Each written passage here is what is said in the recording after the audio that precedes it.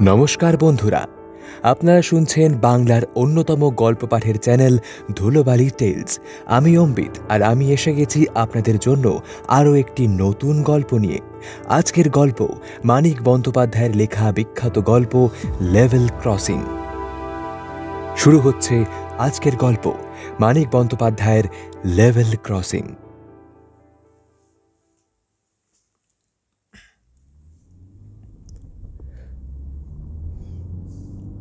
দুর্ঘটনায় গাড়িটা জখম হয়। অল্পের জন্য বেঁচে যায় ভূপেন, তার মেয়ে ললনা এবং ড্রাইভার কেশব। খানিকক্ষণ কেউ কথা বলতে পারে না। ললনা থরথর করে কাঁপে। রুমালে চশমা মুছে মুখ মুছে ভূপেন জিজ্ঞাসা করে, উফ বাবা, অল্পের জন্য বেঁচে গেলাম। এটা কিরকম ব্যাপার হলো কেশব? তুমি তো কাঁচা ড্রাইভার নও। কেশব বলে, সেই জন্যই বোধহয় প্রাণে বেঁচে গেলাম আজ। কেশবের নিজের তবে কোনো দোষ নেই। তার অবহেলা বা বিচ্যুতির ফলে দুর্ঘটনা ঘটেনি, নইলে গাড়িটা এভাবে জখম করিয়েও সে এমন ঝাঁঝের সঙ্গে কথা বলতে পারত না। ললনা ঢোক গিলে বলে, কি জন্য হলো এরকম? কে জানে, বুঝতে পারছি না। স্টিয়ারিংটা হঠাৎ বিগড়ে গেল। ও বাবা, তাই নাকি? দেখেছেন, আস্তে গাড়ি চালাই বলে রাগ করেন। জোরে চালালে আজ 3 জন না মরলেও জখম অন্তত হতাম। আমার মন বলছিল, জানেন, এ গাড়ি হঠাৎ বিগড়াবেই। একটা পুরানো রদ্দি মাল। ললনা ভূপেনকে বলে, দেখেছ, খুব তো বিশ্বাস করেছিলে সলিলবাবুকে। বন্ধুর ছেলে কখনো ঠকাতে পারে, অনেক কিছু তো বলেছিলে। ভূপেন আফসোস করে বলে, না, মানুষকে সত্যিই আর বিশ্বাস করা যায় না। ভদ্র ঘরের শিক্ষিত স্মার্ট ছেলে। আফসোস করে লাভ নেই। ভূপেন জরুরি কাজে বেরিয়েছে। যথাসময়ে যথাস্থানে তাকে গিয়ে পৌঁছতেই হবে। ললনা বেরিয়েছে সিনেমা দেখার জন্য। রাস্তায় তাকে সিনেমা হাউসটার সামনে নামিয়ে দেওয়ার কথা।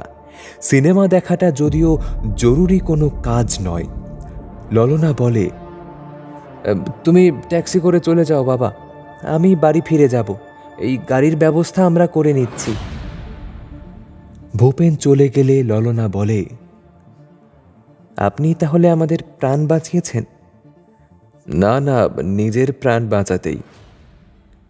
গাড়ির ব্যবস্থা করার দায়ে কেশবের ঘাড়ে চাপিয়ে ললনা অনায়াসেই বাড়ি চলে যেতে পারত, কিন্তু জখম গাড়িতে বসে কেশবের সঙ্গে কথা বলে।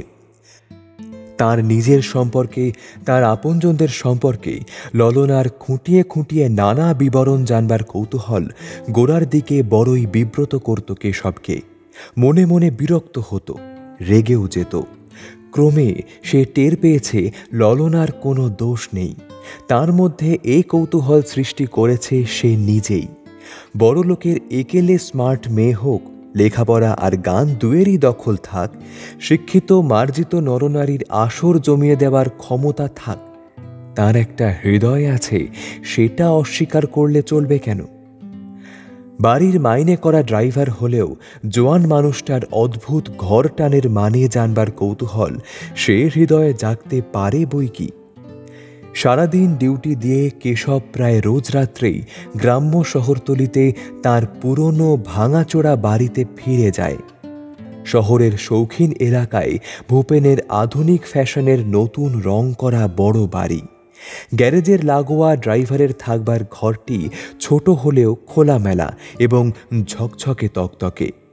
প্রতি বছর বাড়িটির আগাগোড়া চুন ফেরানো রং লাগানো হয়। কেশবের জন্য বরাদ্দ ঘরটিও বাদ যায় না।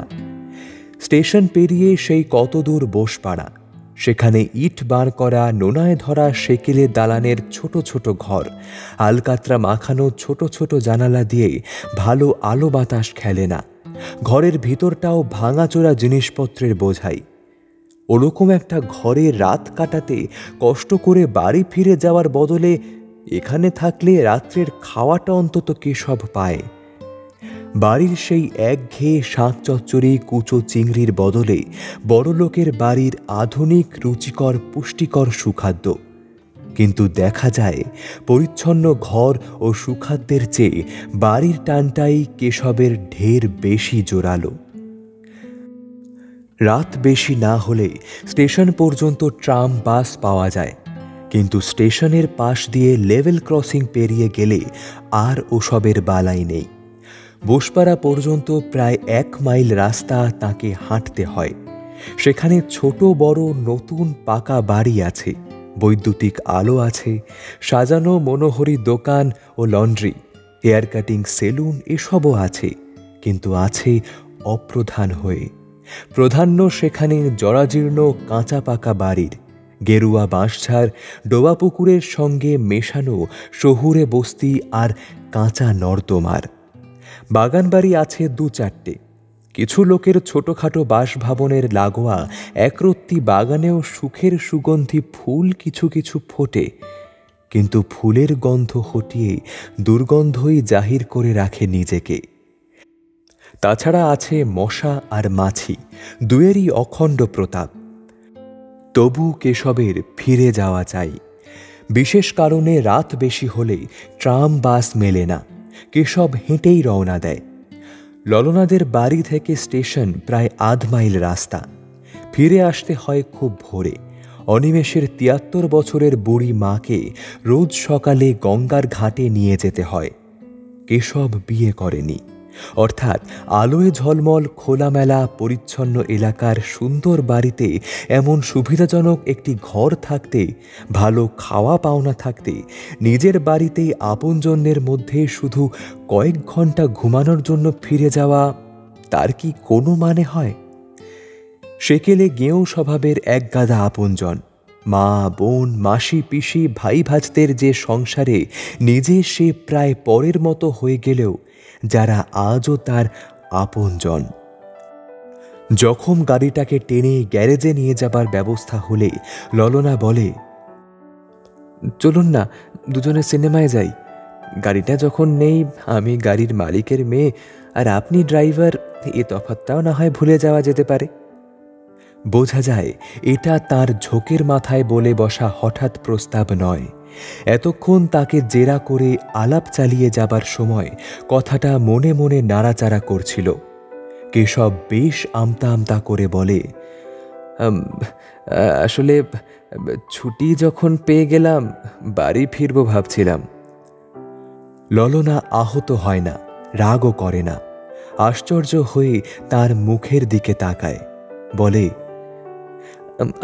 আমি শিগগিরই আপনার বাড়ি যাব, একদিন দেখে আসবো কি আছে সেখানে।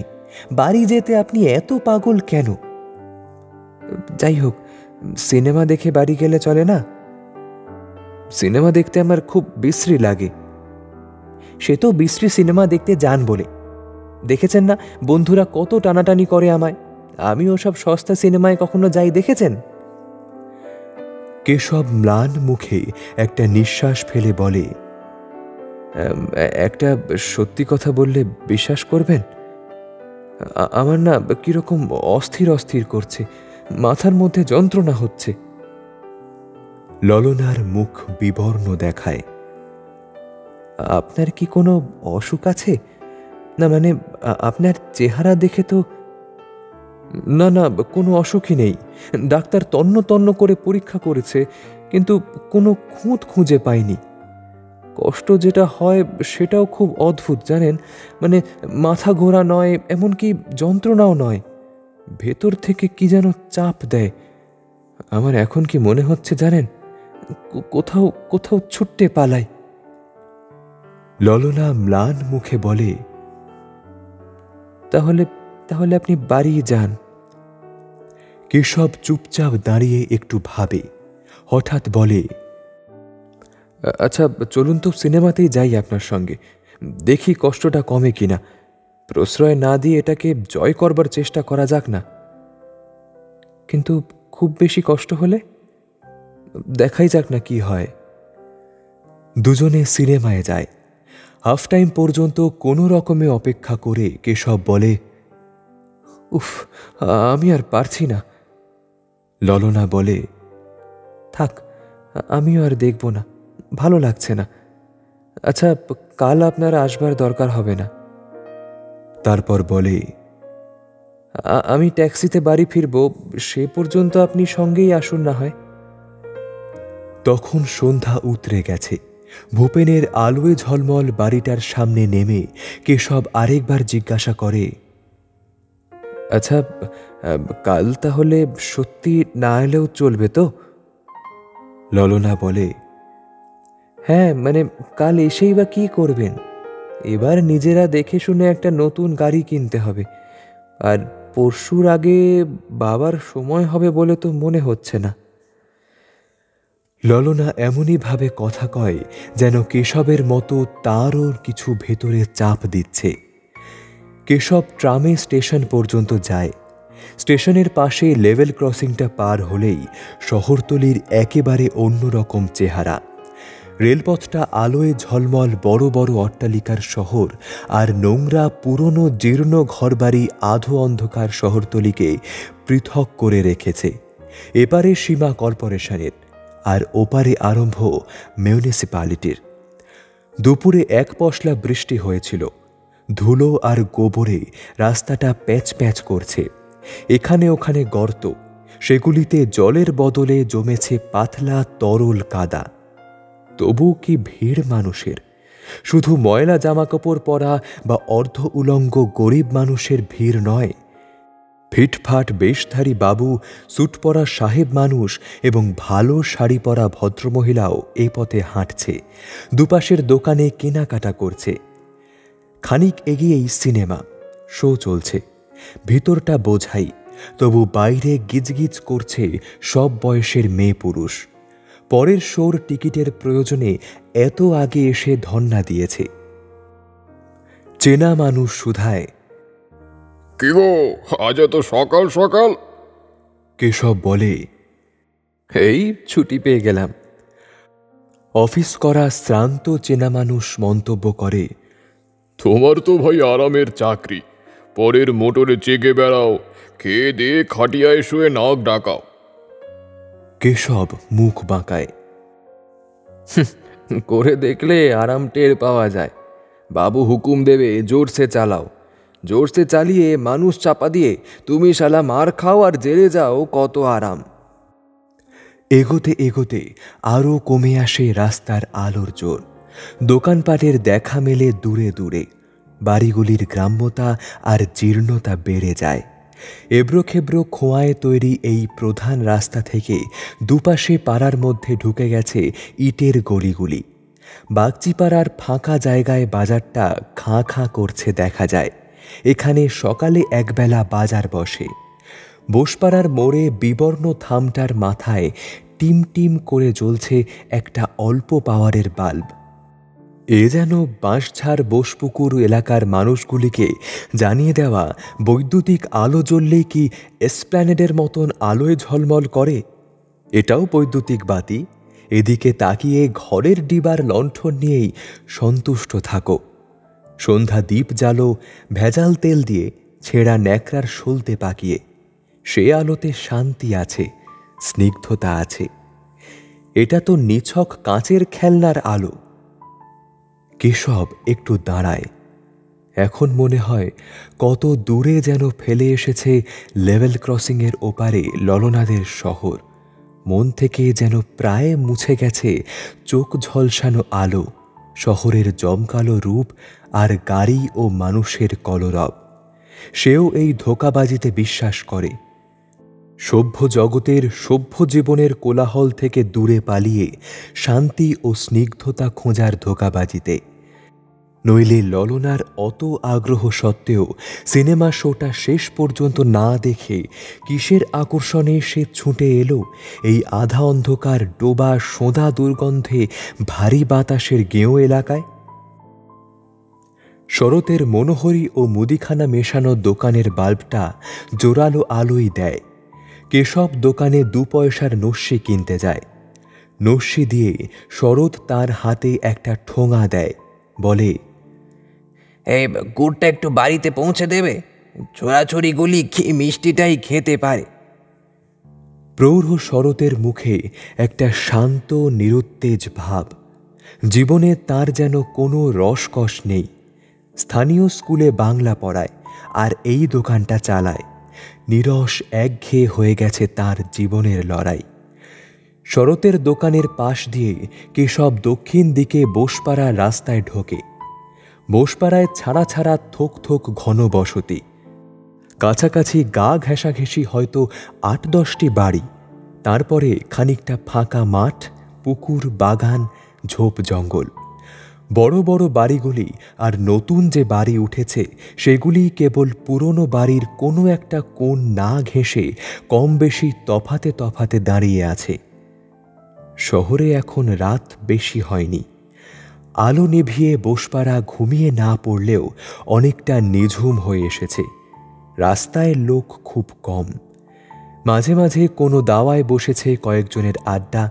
কোনো বাড়ি থেকে শোনা যাচ্ছে ছেলেমেয়ের চেঁচিয়ে পড়া মুখস্থ করা। দু একটা বাড়িতে আবার রেডিওও বাজছে। প্রকাণ্ড বটগাছটার লাগোয়া সাদা চুনকাম করা চৌকো একতলা বাড়িটা আবছা আধারে বড়ই রহস্যময় দেখায়। সংলগ্ন আটচালা দুটো সেই রহস্যকে আরও ঘনীভূত করেছে। ভিতরে আলো জ্বলছে। মানুষের গলার আওয়াজ বাইরে ভেসে আসছে। নাকে এসে লাগছে রান্নাঘরের সম্পরার গন্ধ। তবু তারা ভরা নীলাকাশ যেমন প্রকাশ্য হয়েও রহস্যময়। বৈশাখী গুমোট সন্ধ্যায় নিথর জমকালো বটগাছটা যেমন জীবন্ত হয়েও মৃতের মতো ভয়ের রহস্যে ঘেরা, তেমনি সাধারণ ইটের বাড়িটার ছায়াচ্ছন্ন শুভ্রতা যেন ছায়ালোকের প্রতীকের মতো রহস্যনাভূতিকে নাড়া দেয়। দালানটার ভিতরে ছোট একটা উঠান আছে। এদিকে বেড়ায় ঘেরা বাগান। মাচা আছে 3টে, লাউ, কুমড়ো আর উচ্ছে গাছের। কয়েকটা জবা গাছে ফুল ফোটে। রান্না হয় দালানের একটু তফাতে কাঁচা চালা ঘরে। দালানের ভিতরে না গিয়ে বাগান দিয়ে রান্নাঘরে যাওয়া যায়। মায়া উনানে তরকারি চাপিয়ে শরতের ছেলে গণেশের গায়ের ঘামাচি মারছিল। কেশবকে দেখে তার মুখে একটু অদ্ভুত রকম শান্ত আর মিষ্টি হাসি ফোটে। কেশব বলে, এই শরৎদা গুড় পাঠিয়েছে। গুড়ের ঠোঙাটা রেখে মায়া গণেশের চিবুকে চুমু খেয়ে বলে, এবার পড়তে যাও তো মানিক, আর পাহারা দিতে হবে না।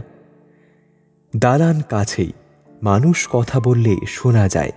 কিন্তু সন্ধ্যার পর চালা ঘরে একা রাঁধতে মায়ার ভয় করে। একজনকে তার সঙ্গে থাকতে হয়। চালার এপাশের কাছাকাছি আর বাড়ি নেই। গাছপালা, জঙ্গল আর পুকুর। তার ওদিকে কেশবের বাড়ি। কেশব তামাশা করে বলে, সন্ধ্যা রাতে এত ভয়? মায়া বলে, ভয় করবে না, ওই আঁধার জঙ্গল। গণেশ ছিল, তবুও যেন গাঁঠা ছমছম করছিল। বছরখানেক আগেও ডিবরি জ্বলত এই ঘরে। আজকাল শালের খুঁটির গায়ে বসানো ল্যাম্প আলো দেয়।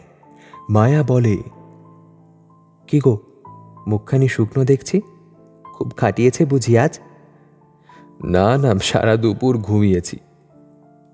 তবে? আরে, একটা অ্যাক্সিডেন্ট হয়েছিল, অল্পের জন্য বেঁচে গেছি। ল্যাম্পের রঙিন আলোয় ঠিক বোঝা যায় না কিরকম পাংশু বিবর্ণ হয়ে গেছে মায়ার মুখ। চোখে পলক নেই আর ঠোঁট ফাঁকা হয়ে আছে দেখে অনুমান করা যায় সে কিরকম ভড়কে গেছে। মায়া রূপসী কিনা বলা কঠিন, তবে তেল চকচকে একরাশি কালো চুল ঘেরা শ্যামল রঙের মুখখানায় তার লাবণ্য ঢলঢল করছে। সস্তা তাঁতের শাড়িটাই যেন তাকে ভালো মানিয়েছে। কেশব হেসে বলে, কি হলো? মায়া ঢোক গেলে চাপা সুরে বলে, ওই আবার কালি আসছে, দুদণ্ড ভালো করে কথা কইবার উপায় নেই। শরতের মেয়ে কালীর বয়স বছর 11। এই বয়সেই সে ইজের ফ্রক ছেড়ে শাড়ি ধরেছে।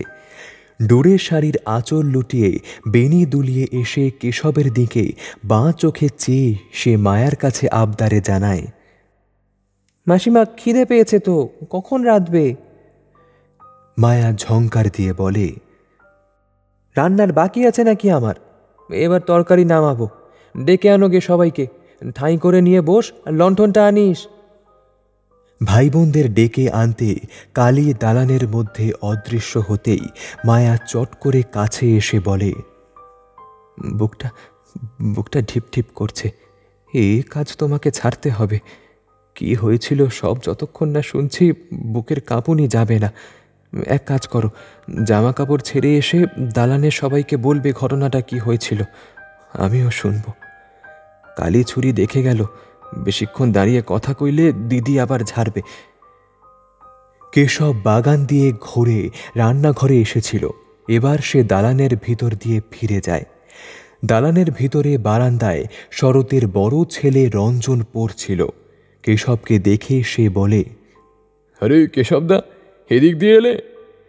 কেশব বলে, ওই শরৎদার ঠোঙায় মুড়ে গুড় দিয়েছিল, রান্নাঘরে মায়াকে দিয়ে এলাম। ঘর থেকে অবলা জিজ্ঞাসা করে, আরে কেশব নাকি, বসবে না? অবলার হয়েছে পক্ষাঘাত। আজ বছর তিনেক দিবারাত্রি তার বিছানায় শুয়ে কাটছে। সেটাই বোনকে আনিয়ে কাছে রাখার কারণ। তার আধ ডজন ছেলেমেয়ের সংসারটা মায়াকে দেখাশোনা করতে হয়। কেশব বলে, আরে আজ একটা অ্যাক্সিডেন্ট ঘটে মরছিলাম প্রায়, জামা কাপড় ছেড়ে এসে বলছি ব্যাপারখানা।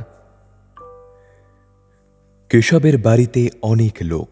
তার বিধবা মা, 3 ভাই, 2টি বোন, মেজ ভাইয়ের বউ, তার 2টি বাচ্চা ছেলে মেয়ে, একজন পিসি ও তার ছেলে। ছোট ছোট কুঠুরি আছে অনেকগুলি। কেশব একা একখানা ঘর দখল করলেও ঘরের জন্য বিশেষ অসুবিধা হয় না। তবে কেশবের সেজ ভাই প্রণব এবং পিসির ছেলে ভোলার বিয়ে হলে ঘরের টানাটানি পড়বে। পিসি পারলে রাত পোহালেই ছেলের বিয়ে দেয়। কেশবের ভয়ে কিছু করতে পারে না। কে জানে বাবা কিরকম বিবেচনা কেশবের। একটা ছেলে তো রোজগার করবেই একদিন, সে চাকরি পেয়ে হোক বা ফেরিওয়ালা কুলিগিরি করে হোক। পাকা ঘরে দুধে ভাতে কিংবা ভাঙা কুড়েতে আধ পেটা শাক ভাত খেয়ে জীবন কাটাবে, যেমন অদেষ্টে আছে। কিন্তু বয়স গেলে যে বিয়ে করবার সুখটাই নষ্ট হয়ে গেল জীবনে। দুদিনের জন্য হলেও এই তো বিয়ের বয়স, আসল রস আর আনন্দ পাওয়ার বয়স। জীবনটাই তো অনাস্থায়ী মানুষের। এসবের নিজের ফসকে গেছে কিনা, অন্যের জীবনে এ রস আর আনন্দ কোনো দাম নেই তার কাছে। শহর থেকে এটা ওটা আনার ফরমাস ছিল 2-3 জনের। বিমলা জিজ্ঞাসা করে, খালি হাতে এলি, পাটি আনিসনি তো? কেশব বলে, মা গো, বলিস কি রে, সে কি কাণ্ড রে তালে, ভগবান দীনবন্ধু সহায়। ফরমাসি জিনিস না আনার জন্য যারা অনুযোগ দেবার জন্য উদ্যত হয়েছিল তারা একেবারে চুপ করে যায়। সংক্ষেপে ঘটনার বিবরণ জানিয়ে জামাকাপড় ছেড়ে কেশব পুকুরে গিয়ে স্নান করে আসে। তাড়াতাড়ি না যাওয়াই ভালো।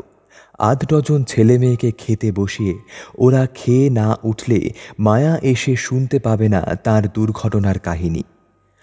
অনেকটা দেরি করে গিয়ে সে দেখতে পায় শরৎ ইতিমধ্যে দোকান বন্ধ করে বাড়ি এসেছে।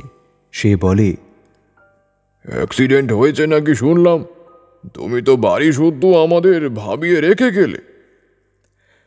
মাদুর পেতে তাকে বসতে দেওয়া হলো। ঘর থেকে অবলা বলে, একটু জোরে করে বল বাবা কেশব, তোরা কেউ টু শব্দটি করবি নে, শুনে নে। কেশব দুর্ঘটনার কথা বলে যায়। শরতের 4 বছরের ছেলেটাকে কোলে নিয়ে ঘুম পাড়াতে পাড়াতে মায়া কাছে বসে শোনে।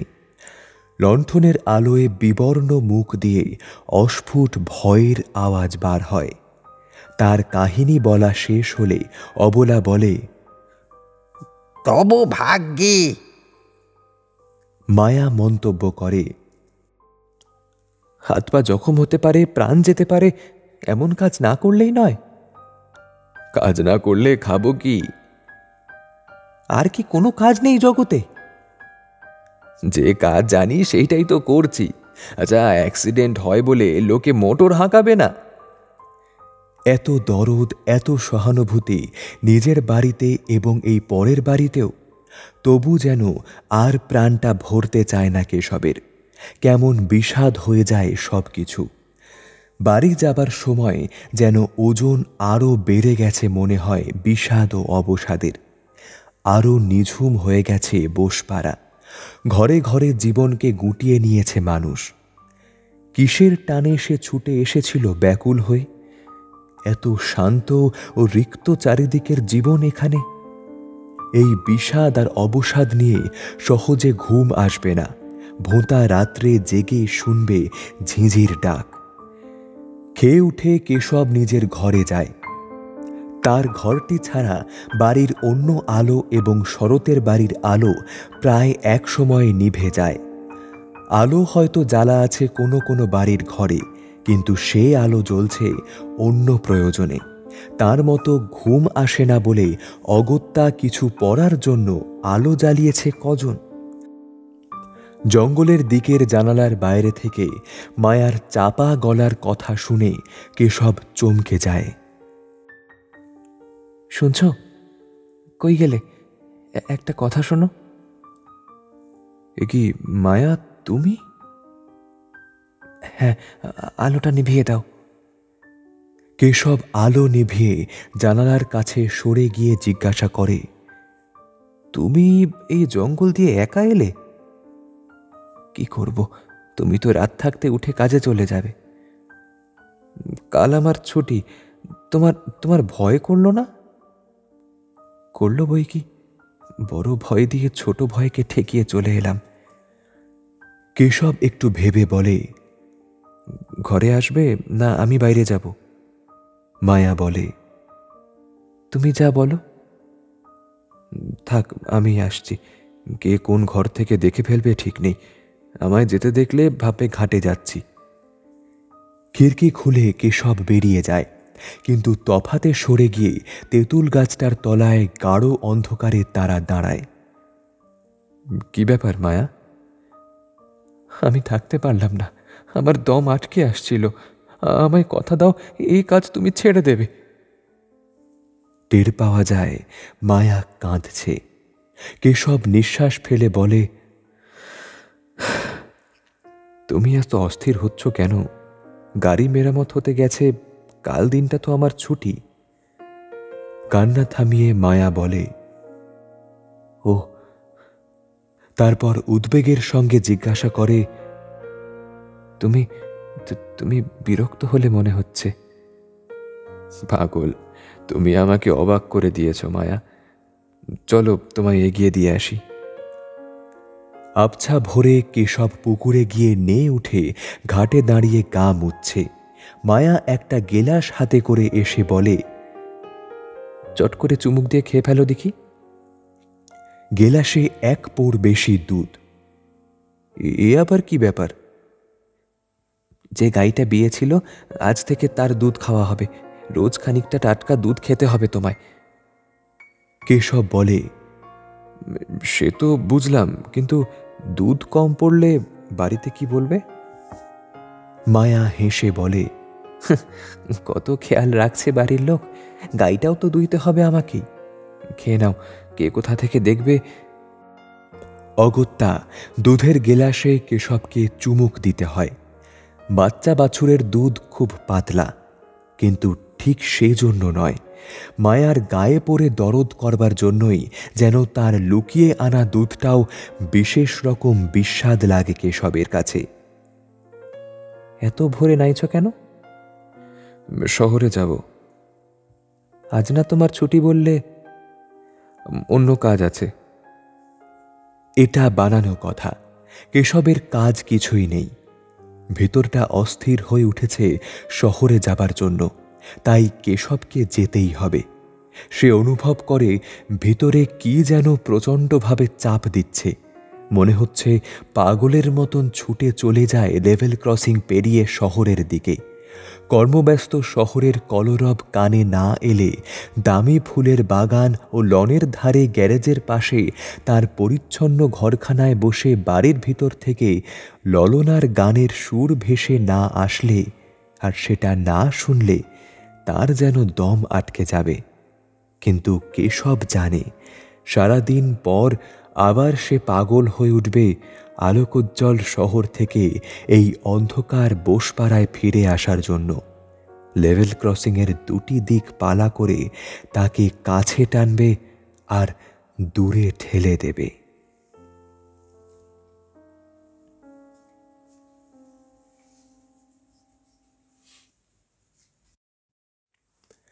শেষ হলো আজকের গল্প লেভেল ক্রসিং। লেখক মানিক বন্দ্যোপাধ্যায়, পাঠে আমি অম্বিত। আপনারা শুনছিলেন বাংলার অন্যতম গল্প পাঠের চ্যানেল ধুলোবালি টেলস। যারা এখনও সাবস্ক্রাইব করেননি তারা অবশ্যই সাবস্ক্রাইব করে দিন এবং অবশ্যই করে বেল আইকনটি প্রেস করবেন, যাতে আমরা যখনই কোনো নতুন গল্প নিয়ে আসি সবার আগে আপনার কাছে পৌঁছতে পারে। তাহলে দেখা হচ্ছে আবার পরের শনিবার ঠিক রাত 8:30টায়। দেখতে থাকুন ধুলোবালি টেলস।